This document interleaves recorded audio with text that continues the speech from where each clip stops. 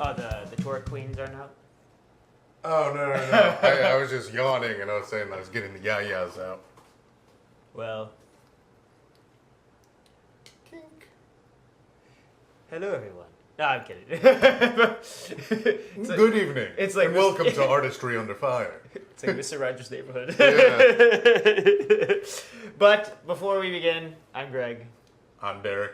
Please like and subscribe. Support the channel. This is Artistry Under Fire. Yeah.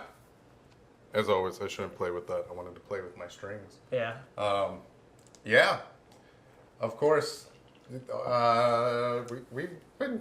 It's been a while since we filmed something. Eh, But a lot has happened. Yeah. A lot has happened. no, a lot has happened. That's the good, important thing. We finally went down to St. Augustine to sell some art. Yeah. And that's Yeah. what we will be That's kind of the discussion overall about, discussing. basically, yeah. Yeah. Well, how was So it for you? It was good. Honestly, I really get nervous about a lot of things. Well, So part of me was, and like, I mean, there's a million different things we could talk about it, so not to talk things, but... I guess before we even get into it, we have to kind of explain to the audience exactly what we did. Yeah, that's true. So we've been talking, as you see, we have paintings in the back. I have my photography. We don't have any up right now, but we've been talking for a while about going down to St. Augustine. Well, at least I've been wanting to do it it's been about a year. Yeah. And then Which St. Augustine is the oldest settlement in America. Yep. And it's got... Oldest city in America. Yeah, right. Well, yeah. Yeah, maybe not settlement. Yeah. No. It was a settlement, but Right, it's yeah, the oldest established city in America. Yeah. But, What, there's- 1565 or something like that? I'm sure you are more right. I don't know what I would guess. But there's a pretty solid art scene down there. And Well, live music. there's and, legit a good, I would say there's at least 8 or 9 art galleries, if not more. No, you're right. 'Cause Even small or big. Yeah, because when we would go to the what's it called? The winery. There's like 3 or 4 on that street. Yeah. So, and I've always wanted to get into a gallery. That was kind of like a goal of mine. Right. It's difficult to get into galleries when you don't have a name.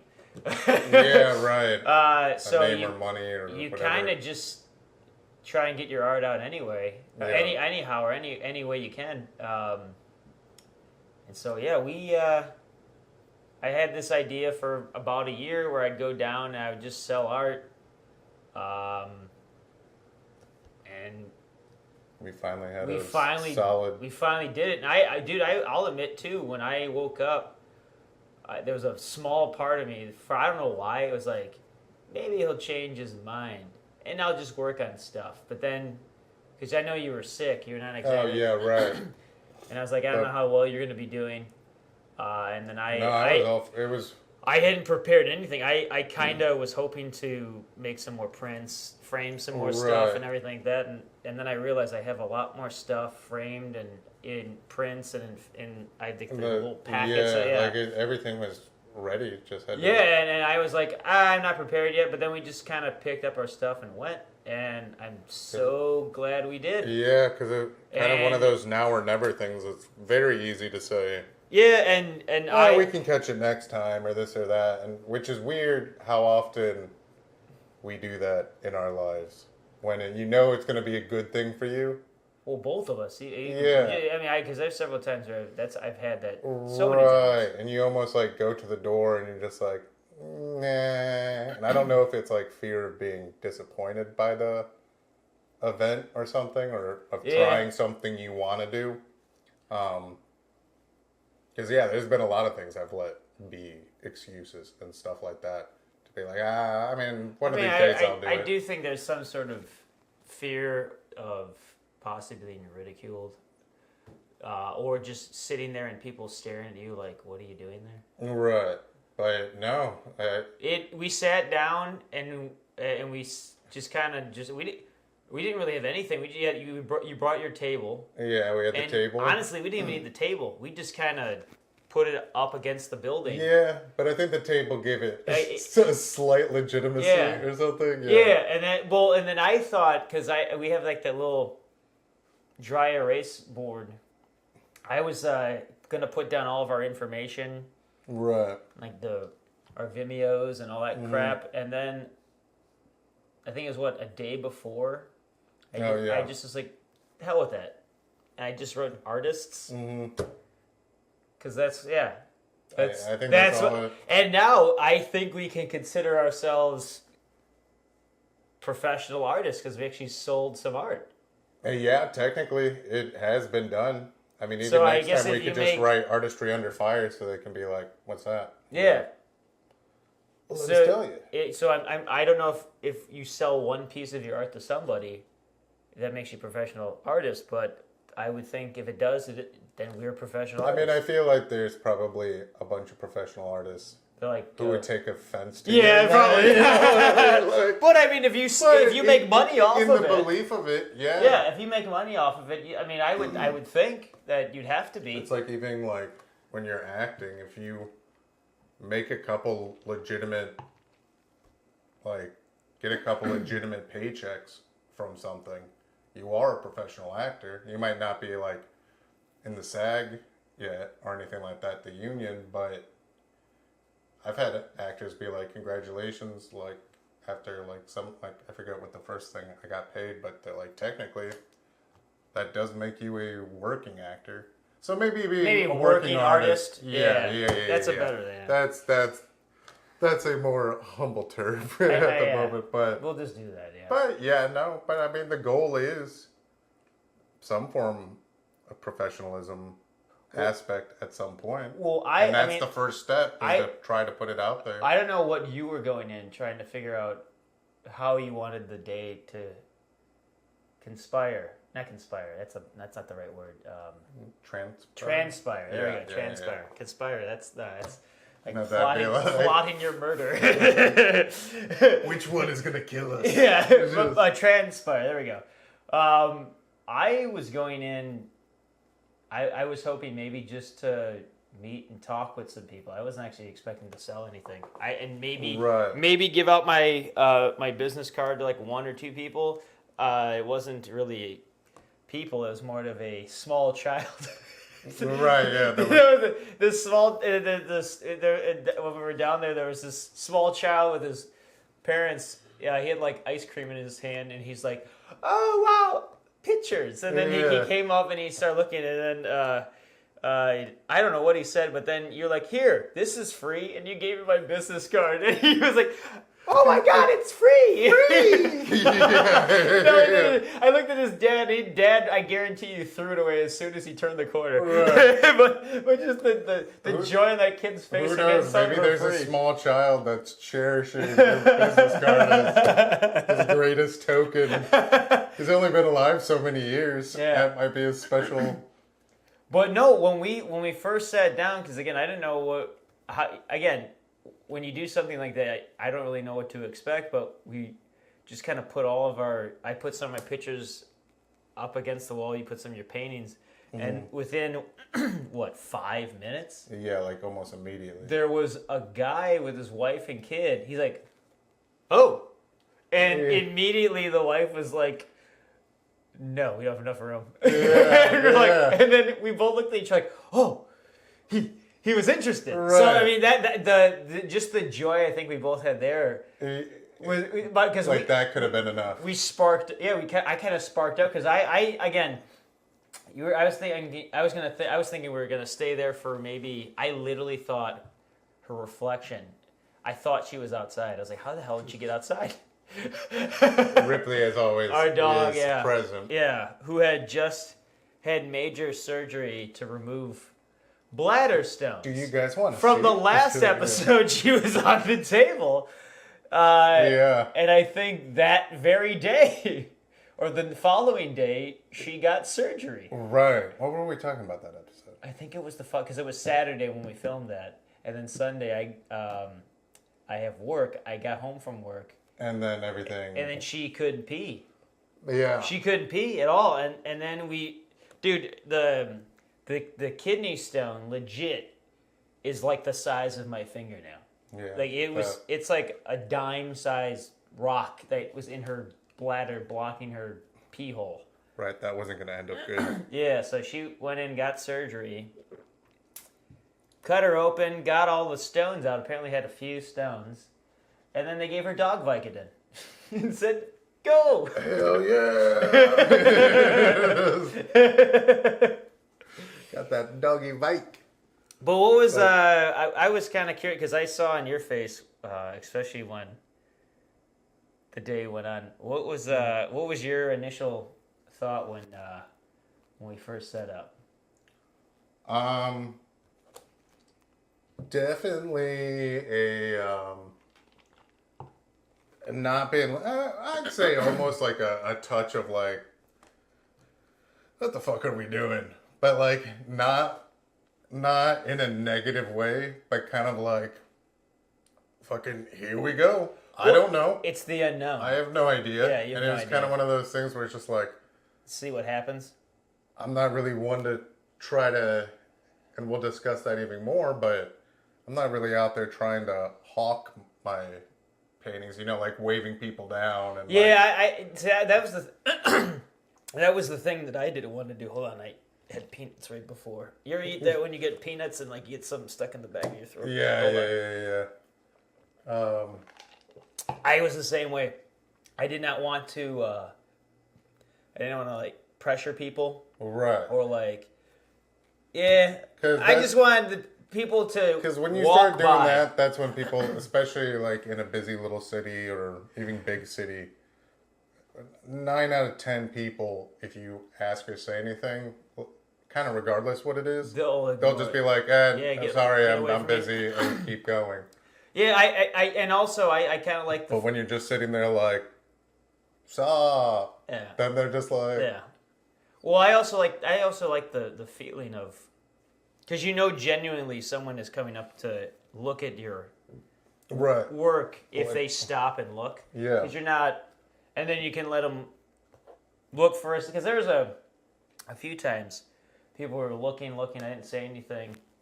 And then I think you opened your mouth and like, hey, what's up, guys? Like, hey, and actually that's when we met that family from Oklahoma where it looked like a mom, a kid, husband, and I think there was like it seemed like a sister. There's a bunch of them, and they're all from Oklahoma, and they were sifting through. They looked at my photos and they looked at your paintings, but then they kind of looked at. I had like a little. We have a record.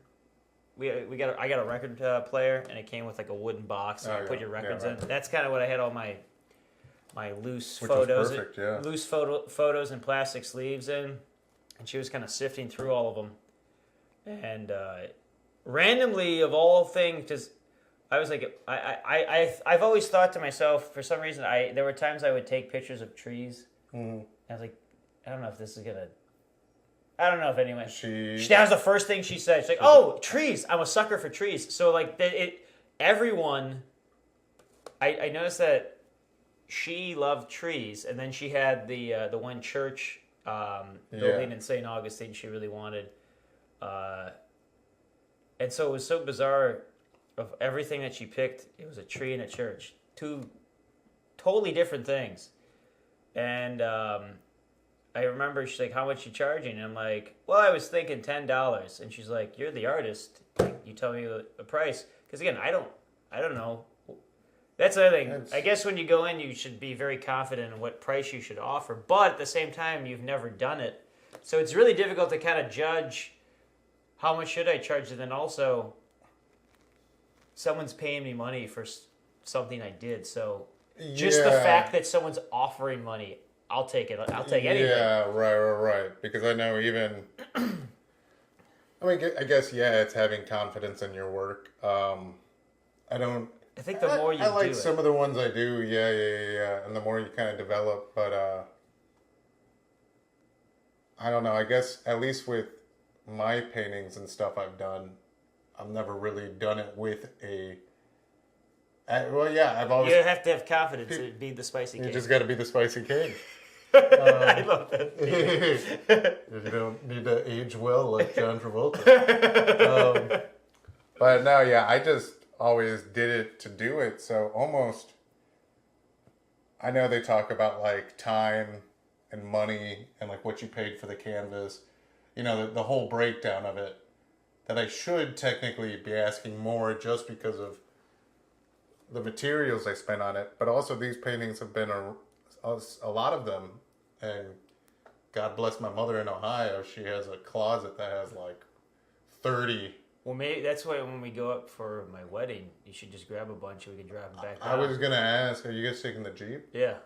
Then that's what I'll do. Just take a bunch. My mom would be thrilled. And then, those actually have some of my favorite. Yeah. Well, that's the thing. That was like in my renaissance of discovering painting. And I was just painting and painting and painting. Because that was the summer when Schwan and Mikey passed. And I forget when I started doing it, but it's not like I had painted in growing up and in high school a little bit. But I just kind of like, I needed some form of outlet. Yeah, and I just didn't fucking stop. Your form and of I therapy. dropped so much money at Michael's. Just constantly buying more canvases. And paint and stuff. They sell like a pack of 5 of these for like $20. And just different paints and stuff. And I've been kind of working down on my material. Every once in a while I might go buy a couple colors if I have something in mind. Well, the fact that you bring that up about like sort of your renaissance of discovering something, you can't stop doing something. Right. That was the same thing with me in high school when I discovered when I took black and white photography with Mrs. Schroeder, who I don't even know if she's still alive. I hope she is. She was a lovely, lovely woman. Mm-hmm. Great teacher. But I remember I took the class, and again, I think I've said this in a past episode, that I thought it was just a BS class. I needed to take an art credit. But that was the first time where, I guess when you discover something that you really love, and you don't even know that you love it at the moment, you're just like, this is really fun. You kind of, it's sort of like it breathes this life. It kind of breathes this life into you, like, okay, what else can I do? Mm-hmm. And you kind of just go out, take pictures. I love the taking of the picture. I really love, the developing, but when you're in the dark room and you're cropping it to how you wanted it, flash the light, and then let's see what happens. That's why I love the actual making of the finished product. That was sort of the thing I loved the most. And then it comes out, and you're like, I think I could do that better. And you go back and you do it a little bit better, and it's kind of that, a little longer, a little less. Yeah, and it's that refining part. I think that's the most thing I love about art, and that's. Or don't you also like you can like use a stick to like kind of be like take a little less light here. And that's actually, if I had to say what's my first love, I mean, movies, I would love to make the career. Mm-hmm. My first love where it's mine and no one can take it away from me is film photography. Mm-hmm. The darkroom that's like my... Yeah. I wonder... church or whatever you want to call it. Are there places that have like dark rooms you can rent? I'm sure. Well, there were a couple in LA, but they're really expensive when I was living in LA. And to rent out. Yeah, and to be honest, concession. I'd rather make it because you can buy it on I think B&H. B&H. Uh-huh. You can buy all the chemicals and everything. They're just really expensive. So it's something where. And then like just do it in a closet. Yeah, well, we've been talking about. I would love. We live in a 2-bedroom apartment here. I would love to have my own space, not attached to a house, if it's like a shed. Yeah, no, that's not even a garage. I mean like something like in the backyard. It's like a shed or a small little, almost like a little house, and it's just dedicated to just creating. Mm-hmm. Because there are times where I'm in the apartment here and I'm trying to stay focused and doing and everything like that, and the TV's right around the corner.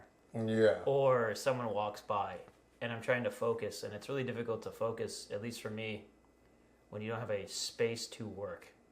No, it is, and I'm the same way. And I remember at my parents' house, even though it's my parents' house, I could literally lock myself in my room and no one would bother me. And I remember the summer after I graduated film school, I didn't really want to do anything film related or anything creative. It's funny how your brain, when you do something for so long, and you're like, man, I don't know if I'm ever going to do this again. Like, you do it, like, film was, for 2 years, it was nonstop. There was no break, constantly making things.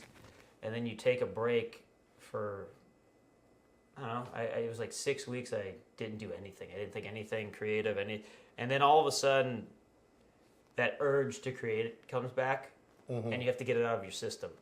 So I'd lock myself in the room, come up with ideas, and I'd go out, film them. And I didn't really do. It's so funny how it comes back full circle. When it started with photography, went into movies, and then I kind of just wanted to step away from everything. And when I get inspired, I go right back to photography, and it brings me back to movies. Or photography brings me to something else. Yeah. So photography, I think, is my foundation. Like you're constant. Yeah. Yeah. And I think photography is the thing that, because you don't need people to act. You don't need people to set up the lights. You don't need actors. It's just you and your camera, and you just go out in the world and take pictures. That's kind of what it's almost like a, how do I put this? It's an intimate moment. Mm-hmm. It's a very intimate moment. It's you and you and the camera. Yeah. I don't know how it is with you and the painting. I don't know if the brush or the whatever. There's a moment when you just come down. You settle down. You're not really focusing on anything, but you're focusing on everything. Yeah.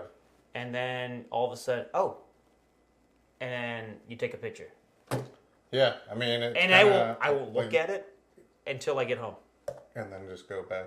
Yeah. And that's the hard thing about painting, is that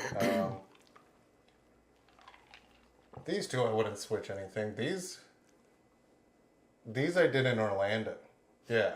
Yeah, everything I have here mainly, other than like the one or two I've done since being here, that was all in different stages of Orlando.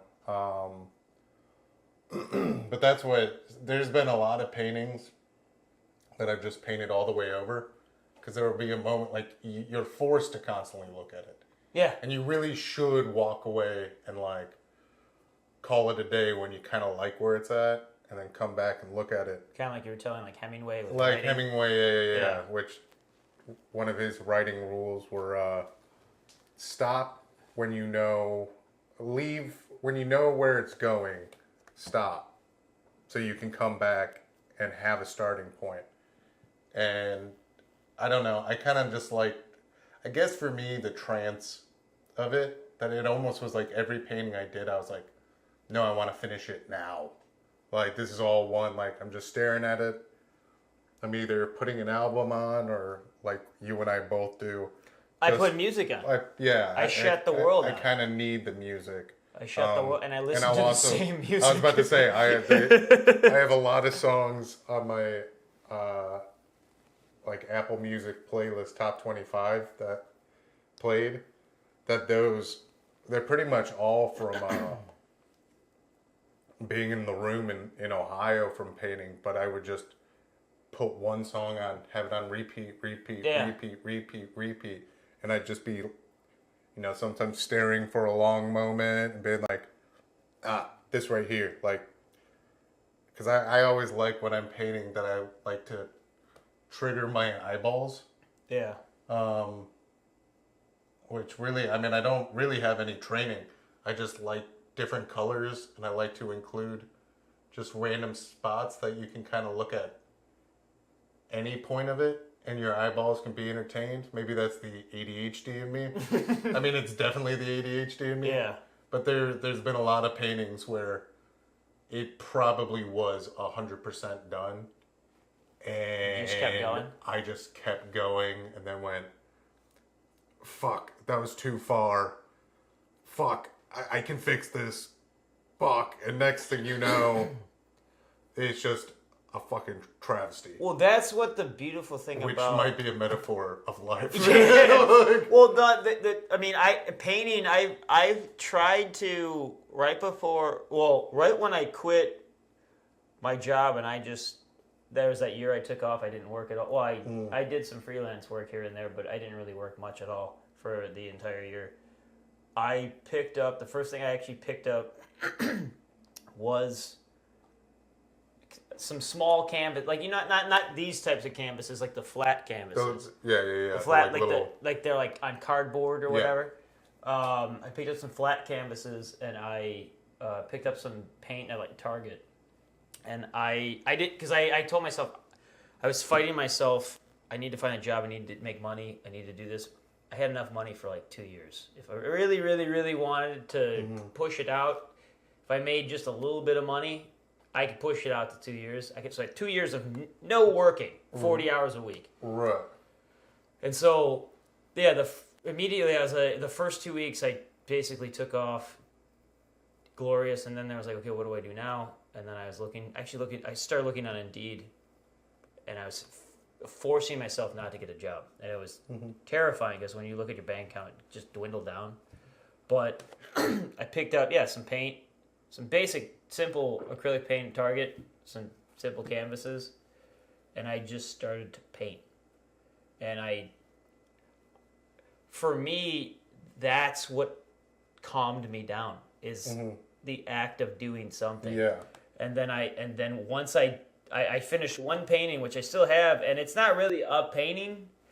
I used to draw mazes when I was a kid. Oh, yeah. It's a maze. I drew a maze, and I was like, maybe I could sell it.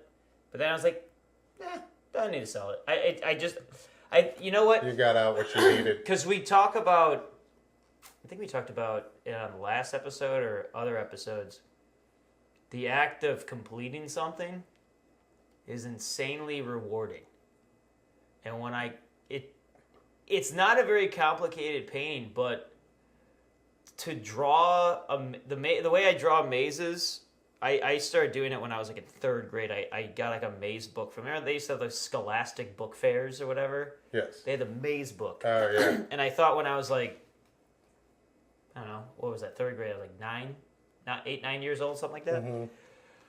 I wanted to publish a maze book. So I started drawing all different types of mazes. And then I found this one type of maze style that I liked. And I just started like mastering it. I was like just drawing line, and that's what I painted. And it took me, because I made an effort to make small little brush strokes with the smallest brush I could possibly find, and just perfectly straight line everything. And it took me like 2 weeks to finish. And it's not big. It's not a big painting at all, but it took me 2 weeks to finish. And I literally took pictures of it as it kept going up on a line. And I would send it to my sister and my mom. It's like, hey, look, I'm making a maze. She's like, oh. And I'm sure they're like, is he losing his mind? Like, this guy must be losing his mind. And I completed it. And then I had this idea of, what if I make like these size, but I make one line, and it's a giant, it's several canvases, and you put it together however you want, and it can make any type of maze. That would be... From like 12 canvases, you could put it however you wanted. Yeah. And I was like, dude, I could do that. And I ended up not doing that. But then again... But you totally could, yeah. Yeah, but we were talking about turning the balcony upstairs into a place where you do art, but we'd have to put tarps down, this and that. That's where it's pretty easy to do. We just might need to put some hooks in the wall. And then I also just like hang up the tarp, bop, bop, bop. Well, I was also, and that's where So I you also can was. take it down and I was fold also it, put it in the talking about corner. wanting to just have like anger art, where I just like fuck, and then just throw it at the at a canvas, and then just kind of like not like Jackson Pollock used to drip it, but I'm sure there's artists that were doing it. There's a million. I mean, But it's the therapeutic thing. but if you're doing it for yourself, yeah. and there's also an aspect of. I mean, that's the thing. It's kind of like there's 1,000 different kind of artists, and 1,000 of them are pretentious, and art is always in the eye of the beholder. Somebody might think it's garbage. Somebody might think it sucks. But We'll there's have to people. get back to St. Augustine with your paintings. Oh, but right. Continue.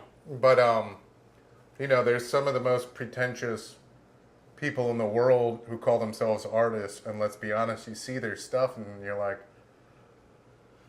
you don't really got a right to judge if somebody's splattering paint on it. And the best kind of artist is even if they put a bunch of work in, and luckily I know a handful of artists that are just like, I mean, they'll even like certain ones, but the best kind of artists are just happy seeing other people do art, even if it's new or something, but discovering it and getting The juices. what they get. Yeah. If you're an artist, you have some connection and hopefully some sort of love, but also some artists in art have almost just hate.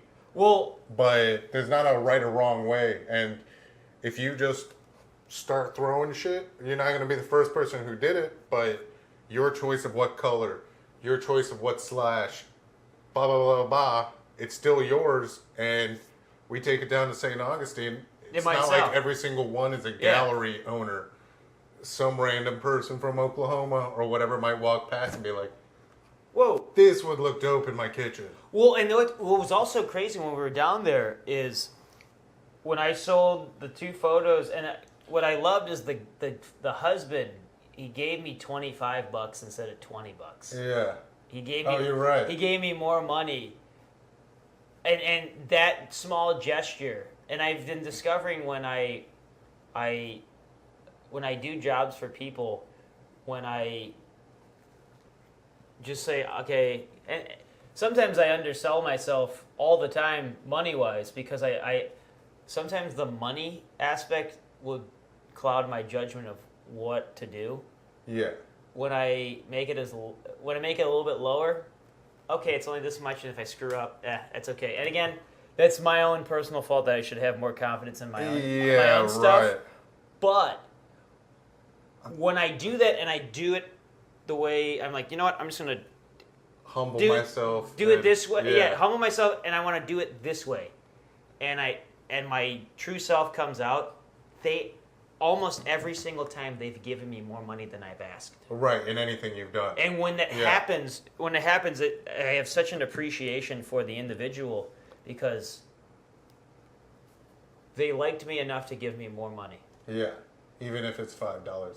And actually, that husband, because he made the point, he's like, because I was kind of saying like, I forget what, I wasn't belittling my paintings, but I was kind of like, they were talking photography. I was like, I think these are, this is the good stuff. I was like, I just kind of, it was some sort of kind of belittling joke on myself of like, I was like, he does photography, he's good.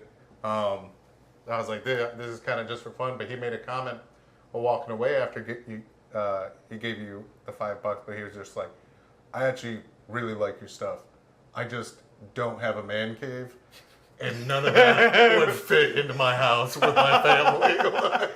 And I was like, dude, totally valid. It's okay. Well, and then family from Oklahoma, and then we met someone else from, I think it was Colorado. I had the young girl and her mom almost buy 2 of my photos, and then there was the kid from from North Carolina that bought your paintings.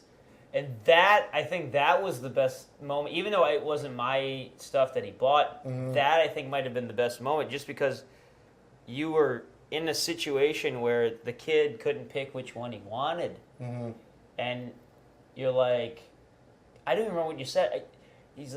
You're like $20 or something like Yeah. that for the one, and then he's like, I don't know which one to pick, and then you just. I think he picked the green one, And you then gave them both, and then the dude, I could see in the kid's face, who, shockingly, after he bought them, walked away, came back 10 minutes later, and he like ran to us. He's like, "Hey, dude, I got to get your guys' information. Like, where can I find you guys?" And we gave him all of our Instagrams, the podcast. Took a picture with them. Mm-hmm.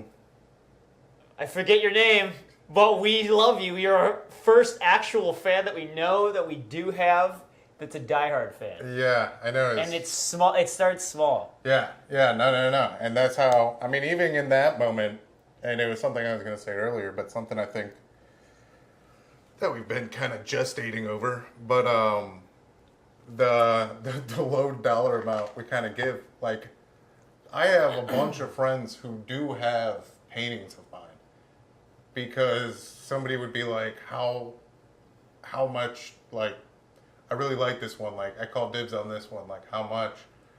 And I would usually just, like, if we were hanging out or show up someplace, just show up and be like, here you go. Yeah. And I was like, it's not about the money, and, like, I got what I needed out of doing it. The fact that someone likes it. If it made you go like, ooh, I get this one, Yeah. then it's like, because it came out of here. here you go. Like, I'd rather you enjoy it Then it's than sitting give me around. money. What am I going to ask somebody, $40, $50, $60? $100? I mean, I feel like when I broke down the numbers with some artist friends, they've been like, no, you could ask for like 100, 150. Like, you know, they'd be like, you know, go high and like kind of stick with the price because somebody might not buy it right away. But also, But I think there's a. I'm not. I think there's kind of like a. It's a I weird. mean, you could do things out of love, but this was like for myself, and I didn't really care about the material I was spending was for myself. The time was for myself. I mean, that's a lot of my photography that I took. Which is kind of what, For some reason, I just like making prints. I think a lot of the love best making artists prints. do. I just love making prints. I love when it comes out. I know. We've said it, and not that there's anything wrong about.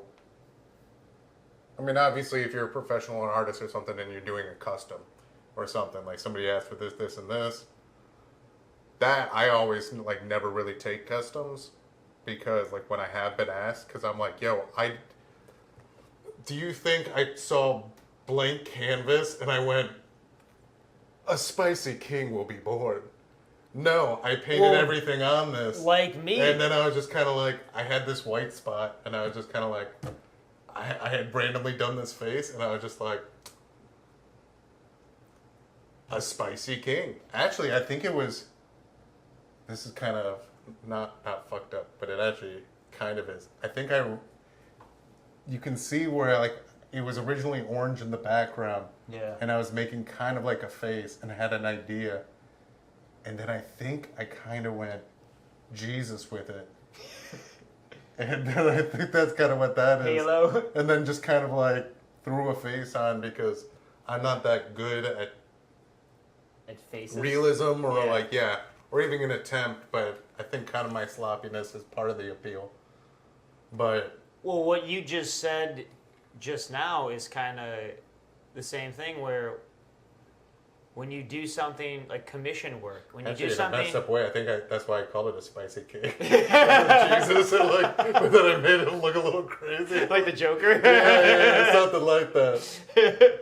But, no, well, as you said- about commission work, sometimes, like, when you make commission work and they ask you, hey, can you... I mean, again, I've never actually done a commission work, but when someone's, hey, I want you to make this piece of art, can you do this? I don't know. It'd be difficult to kind of, well, that's where I think they you get want to a something. professional level. Yeah, they Yeah. want something and they like your style, and maybe it's not something you're into, but those kind of things, which is maybe even like when I was doing acting in college and I was completely turned off because they taught How to not get, all of it, how but to get jobs. how to get jobs and how to like sell yourself and be like a commercial actor and this and that. And it's kind of like, but what about the magic? Not that they didn't teach it and talk about it, but I was like, There's no money. not to be like Yeah. the Joker, but it's like it's not about the money or whatever. Like, Yeah. but that each time I've gone into art, whether it was acting and was like really into that or this, it was never about the money. And once kind of money started being an aspect, all of a sudden I was kind of like, like, I'm kind of in a weird way. I'm the same way. but So it's because just to finish, because like the commission stuff, that work helps pay and fund for your passion projects. Because now I was told this in one of my acting classes, and fact check everything we said. But Sir Ian McKellen, a lot of like the films he did, wasn't because he wanted to be like a film actor, but he's such a thespian stage actor that if he did like an X-Men movie or one of those movies, that paycheck usually would fund his next show he put on stage. yeah. Now, he loved playing Gandalf until The Hobbit. Yeah, when he broke down crying. Yeah, and he seems to have enjoyed playing Magneto. But, so it's not like there's always hate in doing kind of a side gig. Side note. Which is crazy to call Gandalf a side gig. But the way he played Magneto was very British stage actor. yeah. And I always loved that about his Magneto. Yeah. Because he was very slow and subtle. Charles. yeah. I always loved the way he played. Even though totally different from the cartoon. Yeah, like the comic. But he just... That's just a jacked, like... He was... mullet. Yeah. White and he mullet. was in the cartoon, he was very like but in the movie he was very like almost like he was like conducting an orchestra. Yeah. And I liked his take on it. Right. But back to commissions. Did you have a point or going forward with that? Again, going back to like earlier, my point is when I just say fuck it, I'm gonna do it how I want. Mm-hmm. That's my best work. I don't want to sound like I'm like I don't want to take it lightly because someone's paying me to do what I'm doing. But if you want the best version and get the best product, you gotta let me freelance a little bit. Yeah. You gotta let me tap into places that you might not Like, get. let me have some fun, even if you're paying me. I have to have fun, dude. Me... If I'm not having fun, it shows in my work. Yeah. When I'm having fun, I'm always professional, mm-hmm. or at least I try to be. Right. But I also have to. There's a point in the beginning. I remember I did that photo shoot. It was like a couple months ago. Mm-hmm. In the beginning, it was kind of slow because you're working with someone when you've never you're in worked the with. studio? Yeah, you're working with someone you don't really know, and then all of a sudden, you start seeing things, mm-hmm. and that's when like the magic happens. It's the same thing when I'm editing. The first hour is just me just messing around. I don't really know what I'm doing, and then all of a sudden, you put two clips together, and all of a sudden, ooh, just like that guy, ooh, all of a sudden, and then all of a sudden you start going, and then you stop and look, and you're like 8 hours went by. Yeah. Or like when especially with editing, just the little bit I've done with editing, which is very minor, but you do spend. I mean, that's why I have so much respect for editors with like film or anything. Is you really just lock in and you're just working on seconds at a time. Well, that's what's crazy with... And then you do look, and it's been 8 hours, and you're like, I have a full minute. Yeah, well... And that's how good editors, especially when they get natural with the programming, it's not even... they can just be like... Dude, on a computer, you can do almost anything. imagine what they had to do when they had to actually physically Like cut Yeah. and then glue it. Yeah. Because if they probably rewatched that one scene or that one clip or whatever it was 1,000 times. Like, okay, I'm gonna cut it right there. Because if they screwed up, they had to go back and they had to glue it back together, and they're just. Part of me wants to have that experience of actually editing on film. Yeah, even if it's just like a short film. Just even if like a minute probably long. lose your fucking mind. Because when you see movies, I'm trying to get an example where there's insane amounts of editing. You're like, how to do that on a computer program is difficult. Yeah. How did you do that on actual film? Yeah. You have like about precise moments. because like back in the day, like in black and white movies, and like you would have long takes because that's a lot easier to edit than cut. Mm-hmm. It's a lot easier to just have a long take, and there's also other reasons why they did that because they didn't have control. The studios had control. When you film the movie, you'd have to hand the footage over to the studio, and then they would edit it for you. So a lot of filmmakers back in the day didn't actually get to say, I want final cut. So a lot of them would film it the way they wanted it edited. So they would literally shoot it exactly how they wanted it, so that they had to forced the edit, which is kind of like this is the only way. Looks horrible any other way. This is the only way to edit, Or like they don't. Hey, where's the coverage shot of this? I didn't film it, so they had to use exactly what they gave them. Yeah, that take or whatever. So they put way more thought into it than people today. I mean, discussing it. I mean, even still today, it's especially for like a full length major feature or whatever. It's still ridiculously complicated.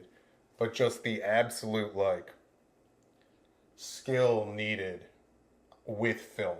Patience. Yeah. You need a ton of patience. Patience, and then also, like, you didn't just shoot a shot a couple times and then be like, all right, we'll put the CGI explosion in the background. No, you had to make it. When you blew that shit, you're like, fuck, we gotta wait another week to do that blow up again if it wasn't good. Yeah. It would be like a one and done. So Yeah. also the gamble of so much of that, where there's so much of it. Well, it's so easy to stop and start. Not saying it's easy, but it is. Which, not that how many people say fix it in post, and then they're like, we just need you to say this line, and we'll toss it in, and then it looks like shit. Not that I'm taking anything away from people that are working in film today. Right. That's because what I'm saying. some are insanely talented. Yeah. But the people back then were such technicians of the craft. Because they were experimenting with everything to get that one image up on the screen. Because they didn't have CGI. Right. And so, the explosion, they probably blew up, I don't know, maybe 20 times they blew something up just to see how it would look. Are you itching there? Yeah, she's itching, but you're looking good. Old Ripley. Wanted to make sure her stomach wasn't bleeding. Hi. But yeah. The creativity comes out because even the aspect that you have to apply, almost in a way more complicated way, applying the aspects of photography. Well, like George Lucas in Star Wars. With the miniature models. Oh, yeah. And I still to this day think that looks better than the stuff they've made today. Yeah. But back to St. Augustine. Right, yeah. The paintings you gave to the kid, I shouldn't say kid, the young man. The fellow artiste. Yes, artiste, which then you also had a nice long conversation with well, I wouldn't say a long. Just like a solid back and forth. Yeah. But I remember when he left. I remember I busted out my phone and I recorded you. I was like, "Hey, how you feeling?" I've never seen you so much joy in your face ever in my life. Right. Well, I was just like smiling just because it was nice to have. I don't know. Sometimes if it's like friends or family or stuff. they're never going to say your work sucks. No, yeah, I mean... Unless you have that cousin's like, yeah, it sucks. Right, yeah, whatever it may be. You'd be like, I don't get it, but sure. But yeah, just to have somebody walk past and just the fact that he, like, double backed. But really just the joy of being like, I don't know, like almost seeing yourself in somebody. Yeah. About being like... I've been there. Yeah, take them both. And those were definitely two of my favorite ones. Well, we were talking about, especially you're saying you always wanted to give back. Oh, yeah. And I again, we have sort of a conversational journal that we have back and forth, and I wrote down maybe you giving back, at least one of the forms of you giving back, is through your art. Through that moment where you had that moment with that dude. Yeah. And you might have inspired him to become a painter. And down the road, you might see him. And you may come across him. Be like, oh, shit. And he's like, you're the guy that made me start this. Right. And it may never happen, but you never know. well, yeah. But even just a moment of, just a moment of inspiration. That was the best aspect of it. And really, because I kind of felt like not anything less of your photography, but it's more, well, it's like what everybody said about it, is like I could see it, like the black and white photography looks, you could put it in almost any room, or, you know, your bedroom, in a bathroom, in the living room. And there, I mean, I like a lot of the shots you have. But then also sitting there, it's just kind of like, I mean, I was surprised how many people enjoyed walking past and looking at them. But I don't know, there kind of was a point where it's just like, I almost felt like, well, they're bright colors and it definitely catches people's eyes, and then they can come over and see the photography. Well, it's a polar opposite. You have, again, that one dude that we probably was on heroin. I don't know if he was heroin, but he was on something. He might have had a couple margaritas or something. Or maybe did a lot of acid back in the day. in the day, and his brain's fried. But he's like, oh man, I really dig this, like the blacks and the whites and our bright colors. It's like I could always tell great art by the bright colors. And then he walked, and then he just kept walking back and forth, and we were like, oh, he's gonna come back, and he never acknowledged us again. But he just kept going back and forth. And then there's the one, I don't know if they were a couple, but they're the two younger, the guy and the girl with the boom box around his shoulder. He's just like, what's up? He's like, dig your art. You guys are my favorite. Yeah. Or whatever. And they're like, ah. And no, it felt like, because we were talking about the first time that we both went to St. Augustine together. That was over a year ago, which is insane. Yeah. When you were still living in Orlando. And I was telling you that my dream would, because I fell in love with the city immediately when I went down there for the first time. Just because I love, I don't know why I find ancient culture or the colonial look, or I don't know why old to me is more fascinating than new. Like modern architecture, the modern look is boring to me. It all depends what it is, but I feel like it is. I love having the history aspect. Yeah, no, that's definitely gives a depth, and especially if there's a history aspect, the fact that it survived that long. Yeah. Where sometimes with newer things, whether it's architecture or anything, it might just kind of be a flash in the pan. I mean, well, actually, no, it's the same thing. Not.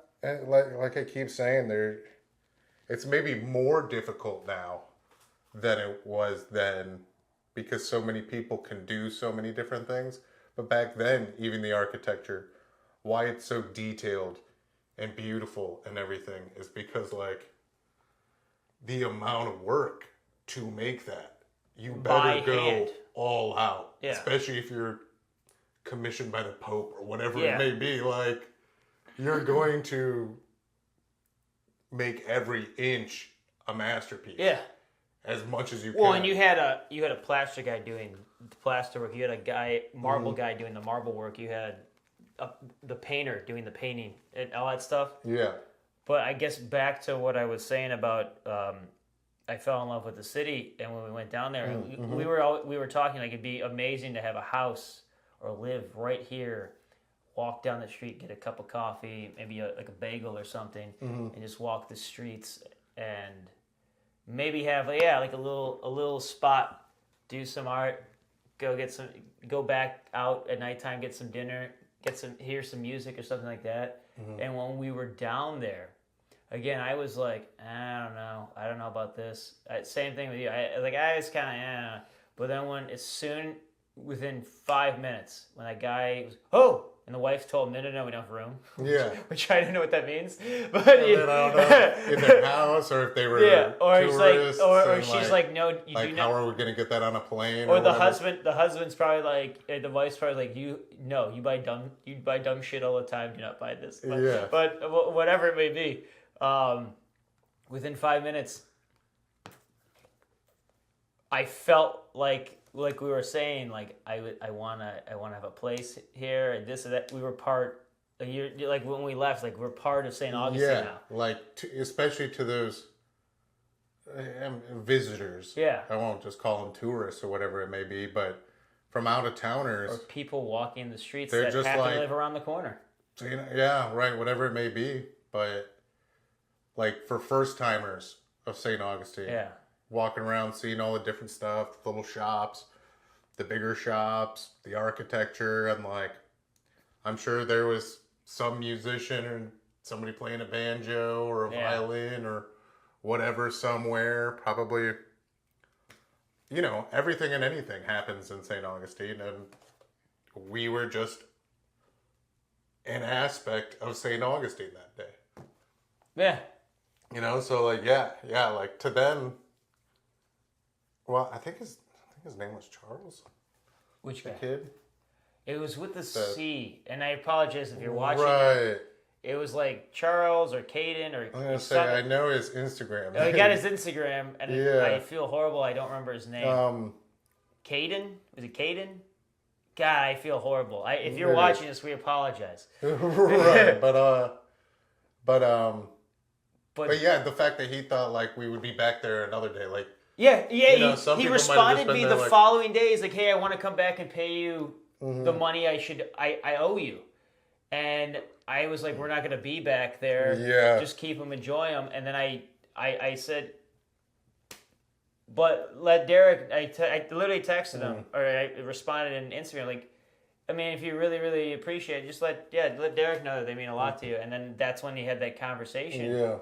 And what was he talking about? Like, man, I really want to paint now. Yeah, he was talking about when he gets back home, like he should start painting. And I was saying like I saw some of his drawings, and I liked some of them, and they kind of reminded me of some stuff I would doodle when I was his age and stuff. And like, I don't want to just say doodle, but like in a sketchbook, and like it reminded me a lot. And it's just like, yeah, dude, just do it and enjoy it, and like. And well, I made that comment to him that I kind of mentioned to you that it's like, I think I said, if you start making and selling paintings, like, hopefully I get to buy one from you one day. And then I was like, well, actually, let's say when, like, instead of if, because if you're saying if, like, if we go down to St. Augustine and do this. You're opening that window of it's never going to happen. And like even if you just change that word in a sentence to when, or just don't. It could still be a lie. It could still not happen, but it does. It's like a little tugboat. It does pull that cruiser along a little bit, just a little bit more. And I mean, I guess that's something that I'm trying to rediscover or recreate or form is that little tug. I really think though that little engine that could. And I'm the same way because I have these brief moments of inspiration, and then a couple weeks, a month will go by, and that inspiration kind of dwindles. I really do think going to St. Augustine regularly every week will be that little bit of oil right to light that, keep that or flame even if lit. it's I mean even if you go down and just grab a couple things Or even you.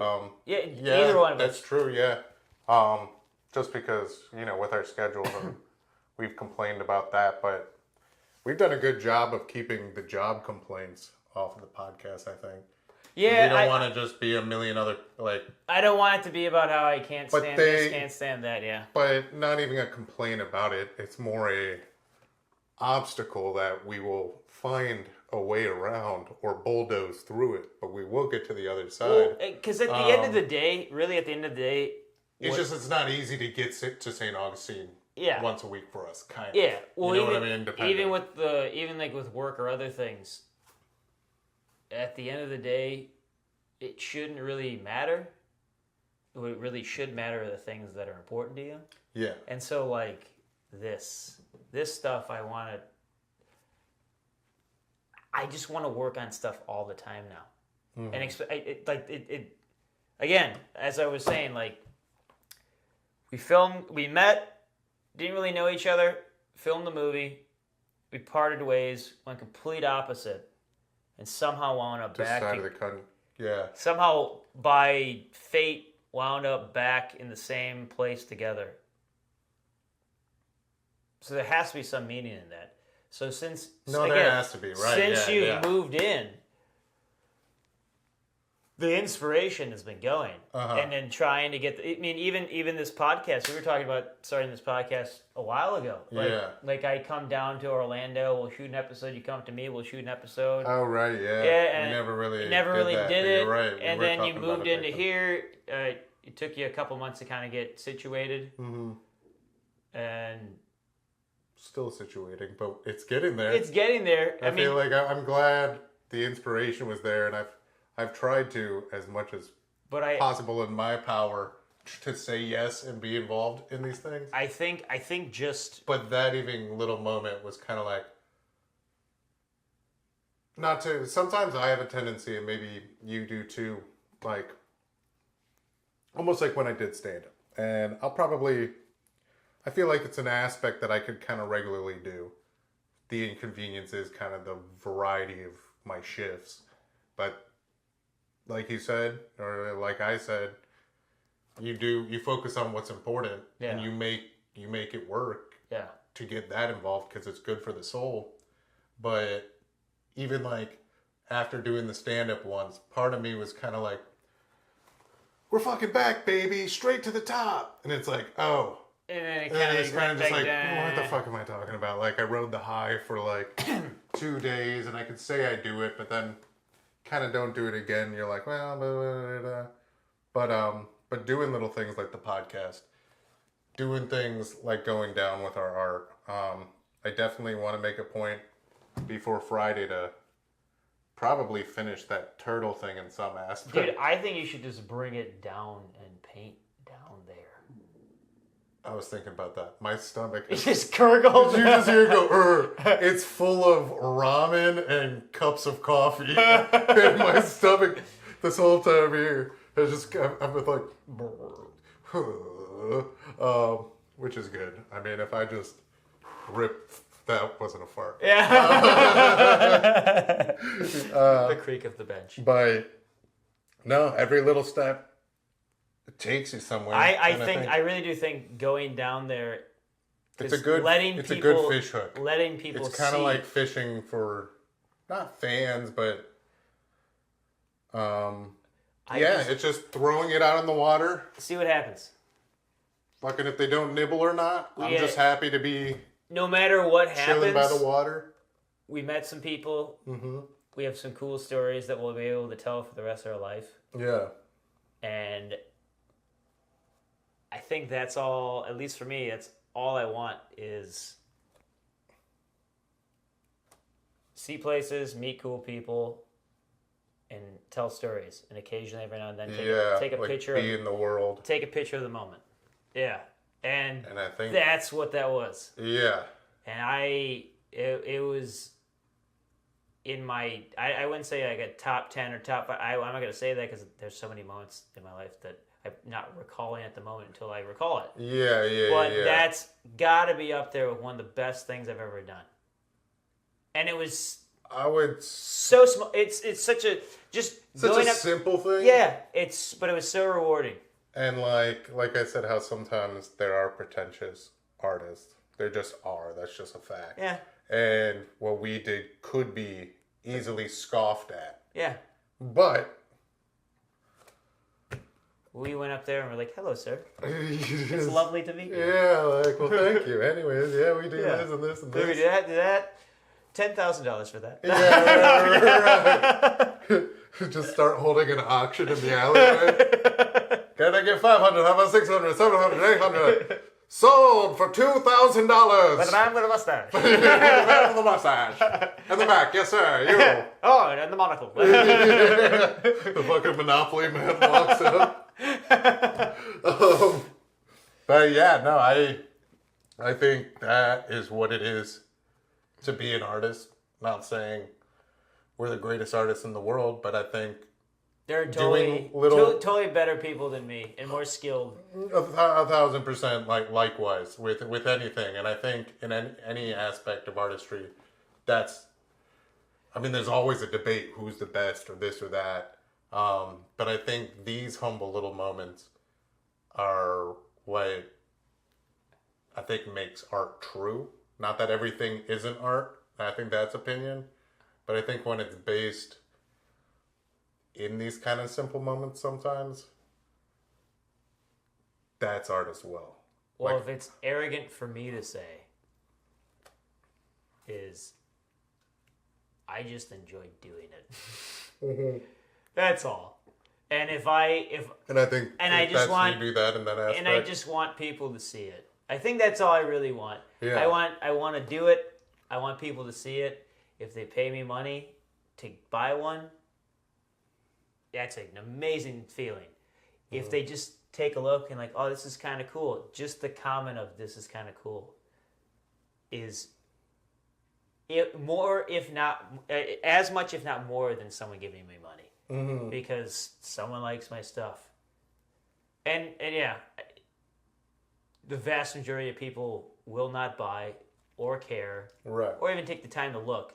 But there will be that one or two or three people that walk by and you have a conversation, and then all of a sudden, you might not be friends for the rest of your life, but you had a moment, and that one moment you'll remember. Yeah. And yeah, the things that you sort of forget the things that are insignificant, mm-hmm. and you remember things that are significant, whether it be traumatic or whether it be a joyous moment. St. Augustine, our quote unquote gallery in St. Augustine, yeah. which was just a wall and a table. Yeah. But that was one of the joyous moments of my life. Mm-hmm. And it shows we can do it. Yeah.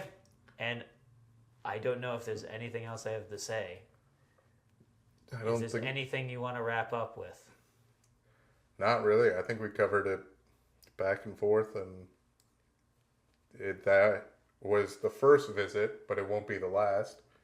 I don't know if we have to review every visit. Well, we don't depends have how to. often we get there, but I think we can have if we have moments stories. and stuff, right? We can maybe start off a podcast. But definitely a first one's big. I definitely would like and we might on our to-do list. We might even film an episode down there. Yeah, right, and just dabble with that, and then also, I think it would be cool to have on our to-do list at some point to do the Riverside Art Market. Yeah. You know, I think maybe start if we here. This is good practice. Yeah, if we start here, we'll slowly obtain a tent, some tables, some things to display the art on. Just a little bit more, but I know there's a fee, but to be honest, the fee I'm not really too concerned with. That it's just because kind of the same thing of. And again, you might be spending money for people to look at your art and not buy it, but a lot of people, and I guess I'll end with this, there's a lot of people that say they want to do things, and they say they have these dreams and ambition and goals, and they go through their life, and they're 60, 65, 70, didn't do any of it. Mm-hmm. And I don't want to be that guy. Even if it's small, even if it starts small, and it might turn, this might blow up. Our art might blow up. It might not. Yeah. But I can't wake up and say I didn't try. Right. That is the biggest thing that scares me when I get older, is waking up and saying, and I think should have done that, shouldn't have done that, why didn't I do it? And then that's where the anger inside you and the bitterness comes. Yeah. And I think I was so doing many a lot people, of the dreaming for the last few years and talking about the dreaming, and then but never kind of doing it. crippling and dying inside, and then you meet new people and you're like, I swear I could be one of the best stand-up comedians, and they're just like, sure. And you're like, I still kind of, like, I'm going to go to the gym after this, after I rip the largest fart of my life. I don't fart that often, but my stomach has just Let been... it rip. Dude, it's fucking... Let it fly. Let me mic it just... I'll light a match. we're starting performance art as well. And we're doing yoga as well, too. We're doing yoga, which I enjoy, but I also said... I have, like, my yoga stance right now. Yeah, right. I got my fucking... Child's pose. I just got... Downward facing dog. If you need to restart, come in child. No, when she said that, I didn't hear it. No, I was... Because I remember That was just my childish brain that was just like... You said that. Yeah, right. Childish brain. But shit, what was I saying? No, but the things with like dreaming and stuff, but I feel like that's also an aspect of artistry under fire, is if we kind of share, you do your things, and like there are things I hope to do and things we'll do together. And it's one of those things like, this might not blow up, that might not blow up, blah, blah, blah, blah. Whoa. But if one of them does, yeah, that kind of like... validates everything. You can also be like, cool, I'm running with this. And you could be like, oh, well, we also do art and stuff, and photography, or like... Again, what I'm discovering, it isn't so much about the money you make, it's more about the name you have. Mm-hmm. Yeah, the names. Once you have a name, it starts making money itself. Dude, you can have the most random things attached to your name and people will buy it. Yeah. Like Shaq owns everything. He's in every commercial of everything that he owns. Yeah. And I'm sure it goes... Dude, I just saw, because I know we were reading, I was about to say, I think she's cool. She's laying on her pillow. Okay. Oh yeah, you can't lick the belly. Yeah. Can't lick the belly. We don't need to go down the Shaq rabbit hole, but I was watching The Bear, and a commercial came on, and it was him for Lazy Boy. Yeah. And I was like, this motherfucker on everything. He owns it all. Dude, and I got no much. problem with it, because I'm always happy to see Shaq pop up.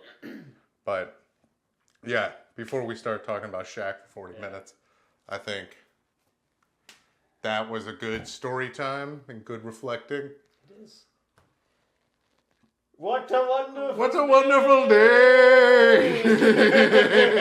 Oh, dude, I meant to send you a picture. There was a big thing of Maximus Caesar, like cardboard cutout at the AMC I went. I was like, I want to steal it. Yeah, because it's just a big thing of him in a chair. Dude, they won't know. Just be like, fucking run out the door. The AC wasn't working. They won't know. Yeah, I just scream, what a wonderful day while I'm running with it. The ticket kid who's probably like 15, like, huh? Be like, I'll pay for it, don't worry about it. What a wonderful name. Say his words. All right. Anyways, guys, Artistry Under Fire. Under Fire. We'll see you next time. Like and subscribe. If you're in St. Augustine, check us out. We'll probably be there. Friday. Well, shit. This won't be up by Friday. Probably not. Well, no, I'll probably put up tomorrow. Yeah, you probably. I'll put up tomorrow. Hey. Okay. Dream big, but most importantly, try. Yes, always. Namaste. Namaste. That was a good one. I love it.